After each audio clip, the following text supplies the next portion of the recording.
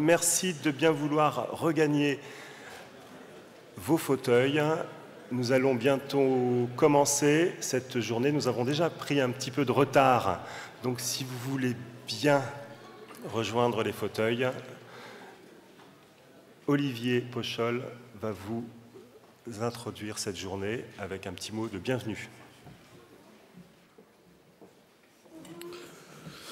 Messieurs les députés, Mesdames et Messieurs les conseillers régionaux, Mesdames et Messieurs les conseillers généraux, Monsieur le vice-président de Nantes Métropole, Mesdames et Messieurs les maires et les élus de la région, Monsieur le président de l'UMF, Mesdames et Messieurs, c'est un honneur et un réel plaisir de vous accueillir ici à Nantes pour ce colloque organisé par l'Union des maisons françaises des Pays de la Loire, en partenariat, et je remercie ses partenaires, avec l'Association des maires de France, les 5 associations qui composent notre région. Intitulée « La maison au cœur de tous les territoires », cette journée se veut un moment d'échange et de réflexion sur la place de la maison individuelle et en particulier le rôle qu'elle joue dans les politiques de développement harmonieux des territoires. Réunir sur ce thème les élus des 5 départements de la région, les principaux acteurs de l'acte de construire, est une première qui répond visiblement à la demande, si j'en crois le fort taux de participation de ce matin. Ce colloque est donc placé sous le signe de la responsabilité, je dirais même de la double responsabilité. Celle des élus, dont l'action consiste à favoriser le développement de leur zone d'influence et de permettre aux familles d'y vivre dans les meilleures conditions possibles.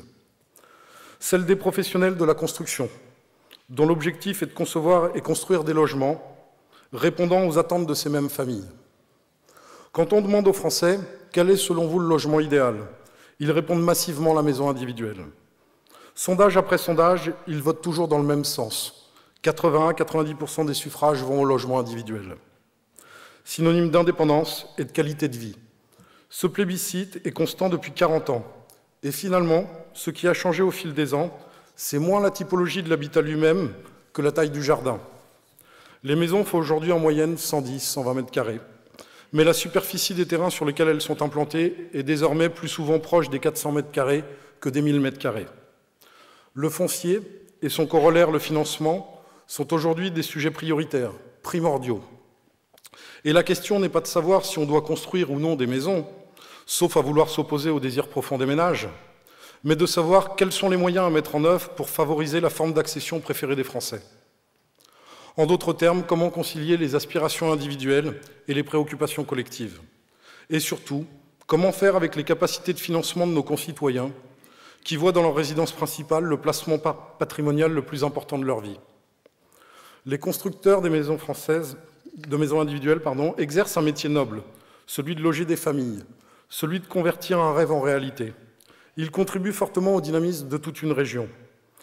Bâtir une maison nécessite de s'attacher les compétences d'une vingtaine d'entreprises sous-traitantes, de fournir de l'emploi à plusieurs dizaines de salariés, celles des bureaux d'études très en amont, jusqu'aux paysagistes pour l'aménagement extérieur.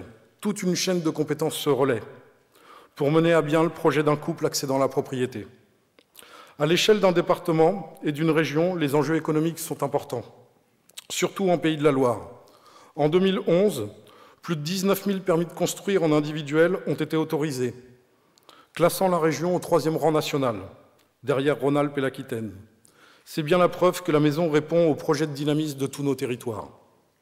En effet, la maison s'adapte aux opérations de reconquête des centres-bourgs et aux programmes éco-quartiers ou éco-villages à forte densité. Elle permet de préserver l'identité locale d'une commune ou d'un village en milieu rural, mais aussi d'accompagner une politique d'habitat plus dense en centre-ville. Tout au long de cette journée, étalement urbain, densité, ou plus positivement l'utilisation raisonnée de l'espace, seront au cœur de nos débats. Que nous soyons constructeurs ou élus, en charge des problématiques liées au logement, notre responsabilité à tous est grande. La maison au cœur de tous les territoires est une thématique ambitieuse et les acteurs directement concernés sont nombreux. Mais c'est très humblement que nous voulons participer à la réflexion, apporter notre pierre à cet édifice et poser les jalons d'une offre de logement adaptée aux diverses politiques de l'habitat. En se rencontrant, en échangeant, en débattant, l'objectif est de mieux se connaître, de mieux se comprendre pour mieux collaborer et ensemble assurer un développement durable de notre territoire. À toutes et à tous, je vous souhaite une excellente journée.